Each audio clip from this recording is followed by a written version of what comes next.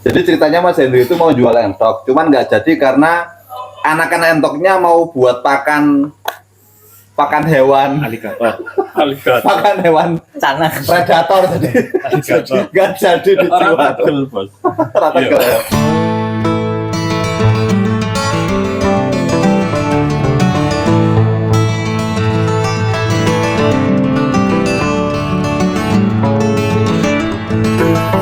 Assalamualaikum warahmatullahi wabarakatuh teman-teman. Jumpa lagi di channel saya. Nah, kali ini kita ngumpul bareng cangkruan pas ketemu dengan teman-teman peternak entok, para pegiat entok yang ada di wilayah Kabupaten Projo. Ini ada Mas Hendri, ada Mas siapa namanya Mas? Mas Dani, ada Mas Hasan. Ini kita pas ngumpul malam-malam di sini untuk cangkruan, ngopi atau ngopi atau teh. Ini ceritanya malam ini Mas Hendri akan cerita soal tadi pas ke Payon, laku tadi menjual entoknya. Gimana Mas Hendri ceritanya tadi untuk penjualannya entok tadi itu? Ya, jadi kemarin tuh sempat posting. Terus ada yang mau beli, sebetulnya udah mau dibeli orang Demak. Demak. 10 ekor, 100 ekor. Widian, Tapi- ternyata ya jauh juga ya. Tapi pas lebaran loh, ekspedisinya nggak ada. Tak tahan, umurnya jadi luwe ketuaan, jadi luwe tua dari DOE sudah lebih dari 10 hari. Dan tadi ada juga yang mau nyari lagi dari daerah sini aja lokal. Jadi enggak boleh. Akhirnya tahu alasannya buat apa, akhirnya nggak tak lepas. Masih tetap bingung, Mas. Jadi ceritanya Mas Hendri itu mau jual entok, cuman nggak jadi karena anakan entoknya mau buat pakan hewan, Aligator. pakan hewan Canak. predator tadi. Aligator. Nggak jadi Orang dijual. tegel, Bos. Rata Iya. ke. Karena saya tahu dari nol, dari netes jadi Gimana? iya istilah. Nah, akhirnya aku tak gede gitu lah. Iya, gede ke wae wong. Dasarnya kan kabeh piro kabeh? Ada sekarang 24 ekor 24 Rambon ya. Rambon. Rambon. Jumbo ada juga. Yang jumbo ada tapi masih baru loading, belum progres, masih umur 3 bulan. Nah untuk jumbo itu sebenarnya yang siap laku untuk pasaran umur berapa tuh Mas? Kalau untuk jumbo sendiri? Jadi kalau menurut saya untuk beternak entok tuh ya ada 3 segmen itu ya Mas. Untuk pembibitan, pembesaran, dan kontes. Kalau jumbo itu kebanyakan ngelarinya ke kontes. Kalau kontes biasanya ambilnya ya yang udah siap untuk di kontes kan ya sekitar 6 bulan ke atas ya. Sudah. Iya. Ada juga sih kategori sebelum basong itu apa? Jemoko ya. Jemoko, Pak. Sebelum basong itu bisa ada kelasnya. Cuman yang paling prestis itu kalau jumbo itu ya kelas basong yang sudah dewasa.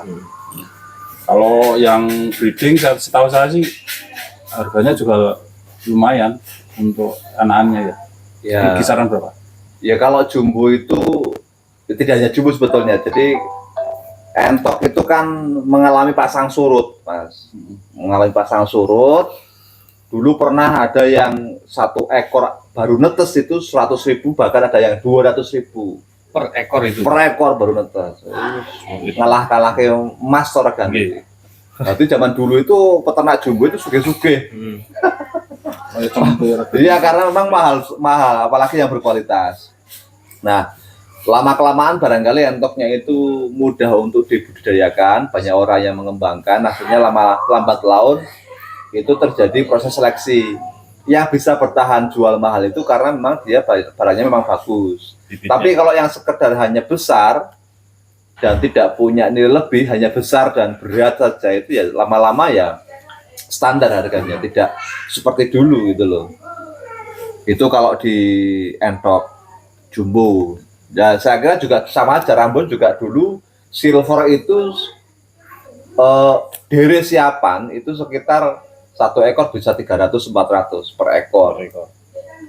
untuk warna silver, tapi lama-lama turun. Sekarang paling berapa? 150 udah double.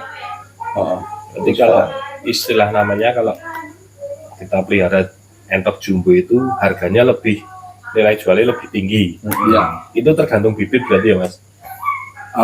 Klan ya. Klan ya. Tapi kan terkadang ya beberapa waktu yang lalu pun nyimak di sosmed itu loh. Katanya jumbo itu sudah campuran. Dalam arti campuran itu indukannya itu dicampur sama Rambon atau tipe yang lain. Oh itu masih superan ya? Superan ya. Superan. Jadi menurut saya semua entok tuh speknya per daging kalau menurut saya. Oh orang. Enggak ada serat terima loh. Iya Ini pengalaman kemarin ya. Kemarin pas lebaran itu tidak memandang jenis. Itu masuk ke daging Potong semua, apa ya? potong semua. Nah kalau kelebihan jumbo kalau menurut saya, jumbo umur 2 bulan itu sudah koyok entok lokal yang sudah 1 tahun. Makanya nek tinggi prospek kebesaran konsumsi mungkin di olahan. Jadi ada yang membedakan loh Mas. Kalau diolah itu kalau entok Jawa yang sama dengan jumbo yang 2 bulan, ya nek si jumbo podo bobotnya, tapi kalau dimasak lebih hancur ya karena masih nom ya, masih dua bulan tapi jogloknya 2 gede banget. Rata-rata kalau penglihatan saya konsumtif ketika Idul Adha atau Idul Fitri kan orang rata-rata nyari daging, dilihat dari dagingnya itu dong. Ya. Kemarin pun ketika main ke pasar hewan Kutarjo, ya harganya sama Mas, dalam arti sama, peningkatannya itu lumayan. Ya. Saya tidak membedakan tipe, entah itu Rambon, super lokal, Sepenting entok. sepenting entok. Bobotnya semene, regane semene ya. Fluktuasi harganya tetap stabil sebenarnya kalau menurut saya. Jadi apa ya? Orang mau beli entok, ada yang cuman tahu daging, ada yang benar-benar cari masih hidup. Jadi biasanya lihat foto, pilih yang itu, nanti disembelih atau dibawa pulang. Ada yang cuma yus pokoknya siji di cacaan, nanti ada seperti itu sih. Kalau menurut jenengan Mas, pernah enggak jenengan mengetahui entok harganya sampai jutaan? Pernah dengar belum? Belum pernah Mas. Belum pernah. Itu pernah ada Mas. Dulu itu saya awal-awal apa ya, tahu entok itu mahal, itu ya kaget. Entok itu regane bisa 1 juta, 2 juta, 3 juta ini entok apa kan? Entok kan nendidi foto ya. Nendidi foto tiba-tiba delok postingan Facebook, entok regane 3 juta, 2 juta ini entok kaya ngopo. Ya itu sempat saya juga heran waktu itu. Waktu itu ya itu tenan entok tenan ora ono entok campuran silangan karo angsa apa karo kalkun misalnya kan diantik itu ternyata ya apa namanya, karena memang ya ada kelebihan yang ingin ditonjolkan lah waktu itu. Ada hias, rata-rata entok yang nilai jualnya sampai jutaan dulu kala, hari ini pun juga masih ada ya kayaknya yang memang punya speknya bagus, itu sampai jutaan. Itu memang sebagian besar di entok hias. Kalau di entok pedaging ya rego pasar gitu loh. Nah itu. Tapi ya asiknya nih ngono ya itu. Tapi nggak tahu ini mau apa ya, kira-kira bisa bertahan lama enggak ya entok ya? Atau bicara tren berarti ya? Boomingnya sampai kapan gitu ya? Itu pertanyaan juga sih sebenarnya. Gimana itu Mas Dindo? Yo, pada apa tidak pasar itu kan sekarang itu kan susah ditebak ya. Dulu karena entok dulu itu cerita-cerita para senior entok gitu ya. Dulu entok itu pernah mahal, kemudian pernah juga turun, naik lagi, turun lagi. Emang pasar itu di mana-mana kan fluktuatif, naik turun. Nah ini juga tidak bisa dipasar. Tapi yang perlu digarisbawahi bahwa memang entok itu untuk yang kelas pedaging itu memang punya tantangan yang cukup besar. Karena apa? Karena daging entok itu bukan sebagai konsumsi harian masyarakat Indonesia kan, itu masih di hari-hari tertentu saja, di bulan-bulan tertentu saja. Kalau ayam kampung itu kan harian, banyak rumah makan yang memang menyediakan itu loh. Nah itu memang tantangan terbesarnya itu. Satu, di pasarnya. Kalau misalkan saya hari ini punya 500 ekor entok pedaging atau 1000 entok pedaging, adol nendi. Pemasarannya Itu harus juga. Iya, pemasarannya itu ya ya. memang marketing. hari ini masih ya terkendala karena memang belum menjadi konsumsi harian masyarakat. Tapi keuntungannya ternak entok itu belum masuk ruang industri. Ya. Sesuatu yang sudah masuk industri itu pasti petani gulung tikar, nggak bisa bersaing pasti. Nah, karena entok itu satu kebutuhan pakannya tinggi sehingga para pemodal pabrik-pabrik belum nggak berani ngambil spekulasi, karena kalau piara 5.000 ekor entok dengan pakan alternatif mau berapa truk pakan alternatifnya kan? Iya. Itu yang menjadi kendala, sehingga untuk saat ini pengamatan saya untuk entok itu ya belum masuk hewan industri. Kalau ayam pedaging, ayam petelur itu kan sudah masuk industri. Itu keuntungannya itu kambing Masih ke pecinta dan peminat. masih bisa untuk masih bisa dikembangkan oleh petani di Indonesia dan menjadi salah satu basis ekonomi keluarga lah. Karena kalau di desa kan pakan alternatifnya kan banyak, ada keong, ada limbah rumah makan, ada limbah pasar dan lain sebagainya. Itu keuntungannya itu ya ada plus minusnya sih emang. Tapi sama nang wentok loh. Insya Allah. Kapan? Rencana ini Mas, rencana Gambaran, ya. sering lihat YouTube Om Rinto, Mas Edu juga yo ada keinginan. Kok iso pengen ternak entok itu piye? Kok ceritanya piye? Memanfaatkan lahan satu memanfaatkan lahan. Cuma yang kedua kan karena ibu juga petani toh. Berarti kalau petani kan kadang ngurusin sawah yang repot. Wis Bu, misalkan minggu entok piye ora apa-apa, lor rumah ki yo duwe rumah makan. Timur rumah juga persawahan kan lumayan tuh ada entok. Yo seiring berjalannya waktu sinau rono rene, sharing rono rene ya lebih ke lihat YouTube Barito ini. Jadi ada wawasan. Ini korban YouTube ya teman-teman. Tepatnya satu korban YouTube media pembelajaran yang gratis. Saya percaya nggak? Saya yo masih sebelumnya 70%, cuma baru ketemu iki kok kayak Mas Rinto kayaknya ya. Maksudnya dengan ulasan di YouTube itu percaya? Saya percaya Mas, saya percaya. Soalnya itu sudah Dipraktekan ya. saya emang jujur belum mempraktikkan, cuma sudah sharing ke tetangga-tetangga yang sudah ngiu entok. Ketika tak lihat ini jajal buka YouTube iki, aku yo jajal alternatifnya kok. Ya alhamdulillah seminggu 2 minggu konstan gitu. Cuma mungkin karena kesibukan yang minggu entok kuwi ditinggal kerja pagi sore sehingga dia cuma alternatifnya cuma itu toh Buat sambilan. nah buat sambilan itu. Nah, menurut saya gini Mas, menurut saya peternak milenial hari ini itu terlalu terobsesi pada hasil Ya, sebagian besar. outputnya itu ya. Jadi pertanyaannya pasti gini, Mas entok itu bisa nggak menghidupi keluarga saya? Wah itu.